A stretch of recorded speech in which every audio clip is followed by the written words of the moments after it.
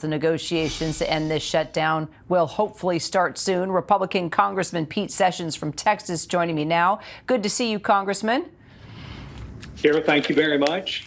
Let's get right to this new Washington Post poll. It indicates that 47% of Americans are blaming Republicans in Congress right now and the White House for this government shutdown. What do you think? Is your party losing credibility here? Doesn't seem like the messaging is landing.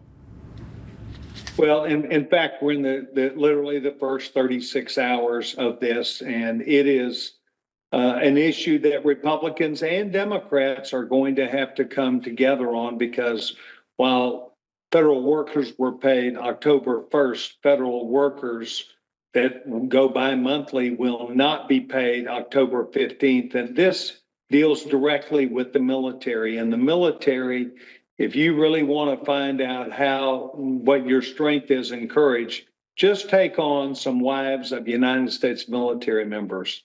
So I think that this is a lot of people, maybe just part of the process that goes on. But as we move towards the 15th of the month, it will become very serious. It's my hope that then we will find out who the public then says is holding this up. And I do not believe it will be Republicans, because we have simply said, while we are in the majority, it takes 10 Democrats to vote with us also, and we need those votes. That's the law.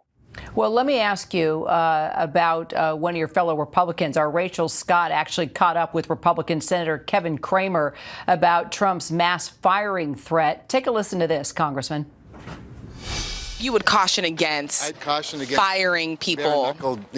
Response. I would caution against that, because it makes it harder for us to get those last 5 Democrats on board with opening the government. Do you agree? I think the senator, who's a very dear friend of mine, is correct. I would add a comma in there and say, except those people who have chosen not to report to work, even though the president has given a return to work, and are not involved in some negotiation to where they have accountability or reason to stay away from work. There are still tens of thousands of federal employees who refuse to come back to work. Would that be a mass firing if you let someone go who has refused to come to work?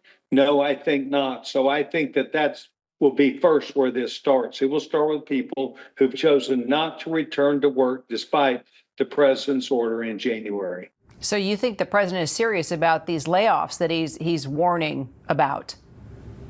Well, I hope so. Is it limited to those people? Probably not, but the greater part of that care will be people who've chosen to continue to take a paycheck and not report to work, and not even have any context with work. Emails, coming to work even 6 days a month.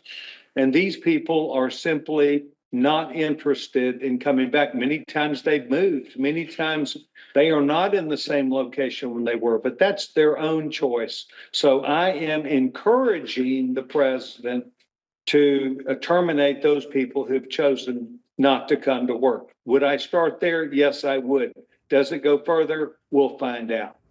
Well, the Trump administration is already freezing funding for bridges, tunnels, new subway lines, railways in New York and New Jersey.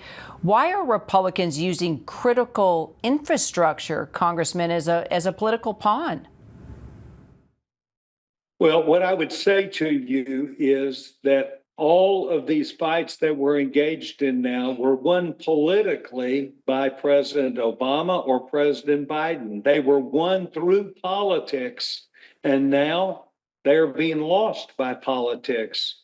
But the bottom line to this is that as we get to the middle of the month, when our United States Armed Forces are involved, I don't think anybody's going to be tough enough. So I will keep voting yes.